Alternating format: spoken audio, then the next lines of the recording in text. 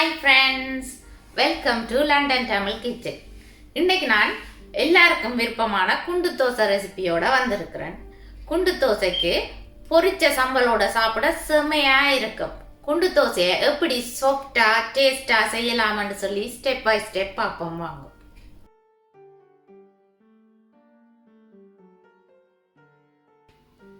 ஒரு சுண்டு உளுந்து, ஒரு டேபிள் ஸ்பூன் வெந்தயம் ரெண்டையும் ஒன்றா போட்டு வச்சுருக்கிறேன். ஒரு சுண்டு உளுந்து கிட்டத்தட்ட 300 கிராம். சிவப்பு பச்சை அரிசியும் வெள்ளை பச்சை அரிசியும் சேர்த்து மிக்ஸ் பண்ணி எடுத்து வச்சுக்கிறேன். உங்களுக்கு தனியாக வெள்ளை பச்சை அரிசியில் போட விருப்பம்னு சொல்லி சொன்னால் தனியாக வெள்ளை பச்சை அரிசியை எடுக்கலாம். நான் சிவப்பு பச்சை அரிசி ஹெல்த்தி என்றதால் ரெண்டையும் மிக்ஸ் பண்ணி போடுறேன். 2 சுண்டு பச்சை அரிசி, உங்களுக்கு விருப்பமான அரிசி எடுங்கோ. வெள்ளை அரிசி என்றாலும் சரி, சிவப்பரிசி என்றாலும் சரி. கிராம் கணக்கில் 600 கிராம். உளுந்தையும் அரிசியையும் கிளிய வாட்டர் வரத்தக்கதாக கழுவி 4 மணித்தியாலம் ஊற விடணும். 4 மணித்தியாலம் ஊற விட்டா பிறகு உளுந்தை கிரைண்டரில் அரைச்செடுக்கணும். உளுந்துக்கு மேலே தண்ணி நிற்கத்தக்கதாக விட்டுருக்கிறேன். இந்த உளுந்தை நல்லா ஸ்மூத்தாக அரைச்செடுக்கணும். இப்படி நல்லா ஸ்மூத்தாக அரைச்செடுக்கணும். டிஷ் ஒன்றுக்குள்ளே விடுகிறேன். குண்டு தோசைக்கு பெட்டர் திக்காக இருக்கணும், அதால் திக்காக தான் அரைச்செடுக்கணும். கூட தண்ணி விடக்கூடாது. பிளாஸ்டிக் டிஷ்ஷில் நீங்கள் போட்டிங்களன்னு சொல்லி சொன்னால் புளிக்கிறதுக்கு கன நேரம் எடுக்கும். சில்வர் அல்லது கிளாஸ் டிஷ்ஷில் போடணும். அரிசிக்கு மட்டமாக தண்ணி விட்டு அரைக்கணும். அரிசியையும் நல்ல ஸ்மூத்தாக அரைச்செடுக்கணும்.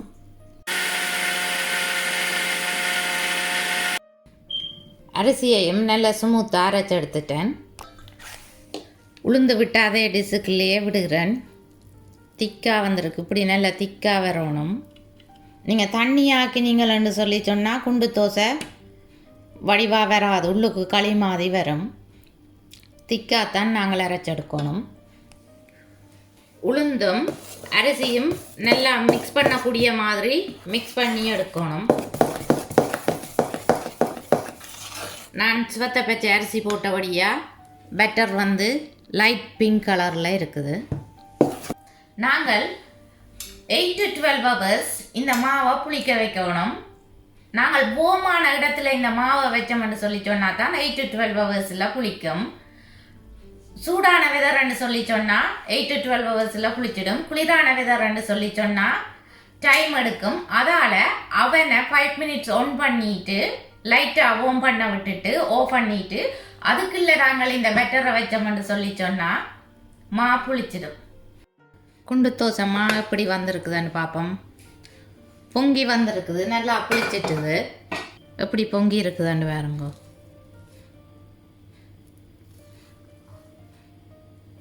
ஒன் டீஸ்பூன் உப்பு போடுறேன்.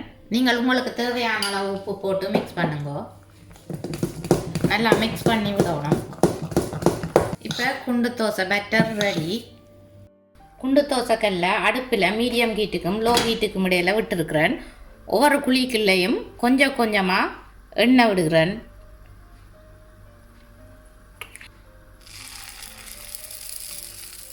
இப்படி குழிக்கு மட்டமாக நிற்கத்தக்கதாக மாவை விடணும்.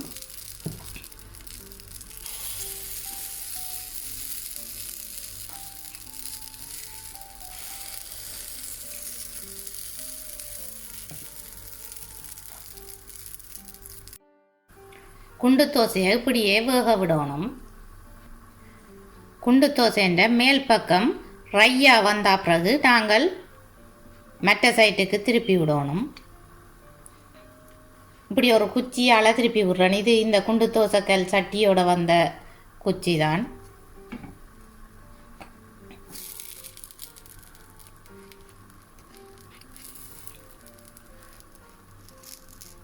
இப்படி திருப்பி விட்ட பிறகும் நாங்கள் ஆயில் கொஞ்சம் விடணும்.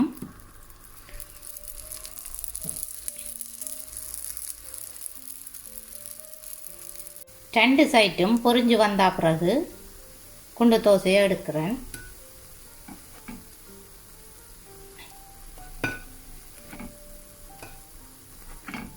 சுட சுட குண்டு தோசையும் சம்பலும் ரெடி. இப்படி வந்திருக்குன்னு பார்த்தீங்களா?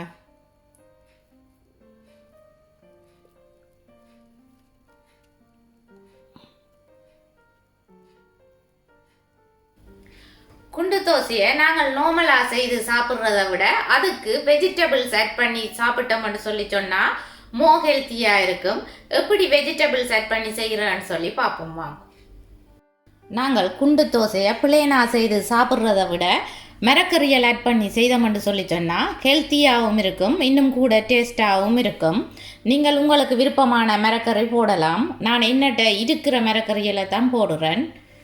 மின்ட் எடுத்து வச்சுக்கிறேன். ஒரு கையளவு மின்ட் எடுத்து சின்ன சின்ன நாவட்டி வச்சுக்கிறேன். மின்ட் விருப்பமாண்டா நீங்கள் போடலாம் அல்லது போடாமலும் விடலாம், ஆப்ஷனல் தான்.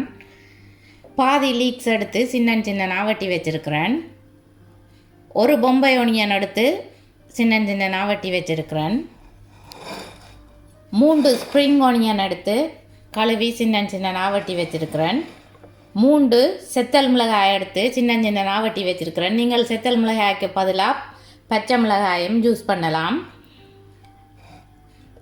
கேரட்டும் பீன்ஸும் ஆட் பண்ணினாலும் டேஸ்ட்டாக இருக்கும். நான் என்னட்ட இருக்கிற மரக்கறியை தான் நான் இப்போ யூஸ் பண்ணுறேன். 2 டேபிள் ஸ்பூன் ஆயில் விட்டு எண்ணெய் சூடாக விட்டுருக்கிறேன். 1 டீஸ்பூன் ஜிஞ்சர் கார்லிக் பேஸ்ட் போடணும். நல்லா பச்சை மணம் போகக்கூடியதாக வதக்கி எடுக்கணும். எடுத்து வச்சிருக்கிற வெஜிடபிள்ஸ் எல்லாத்தையும் போட்டு வதக்கி எடுக்கணும். நல்லா பொரிச்செடுக்க தேவையில்லை, வதக்கி எடுத்தால் காணும்.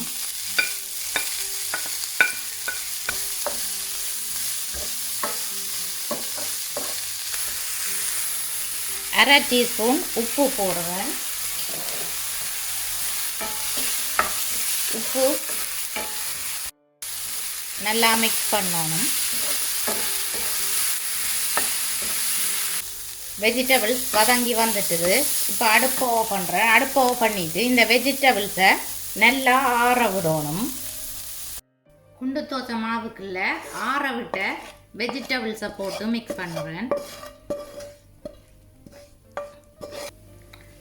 நல்லா மிக்ஸ் பண்ணி விடணும். உங்களுக்கு விருப்பம்னு சொல்லி சொன்னால் நீங்கள் கூட வெஜிடபிள்ஸ் ஆட் பண்ணலாம். ஓகே, வடிவாக மிக்ஸ் பண்ணியாச்சு.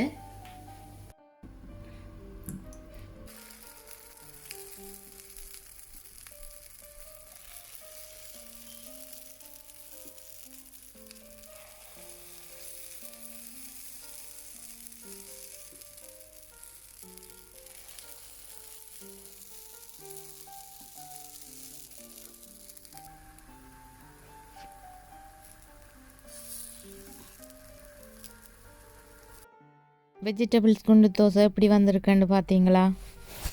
நல்ல சாஃப்டாக வந்திருக்குது பாருங்கோ. அமர்த்தி காட்டுறேன். உள்ளுக்கு எப்படி வந்திருக்குன்னு பார்த்தீங்களா? பொரிச்ச சம்பல் செய்ய என்னென்ன தேவைன்னு சொல்லி பார்ப்போம் வாங்க. சம்பல் அரைக்கிறதுக்கு செத்தல் மிளகாய் எடுத்து வச்சிருக்கிறேன்.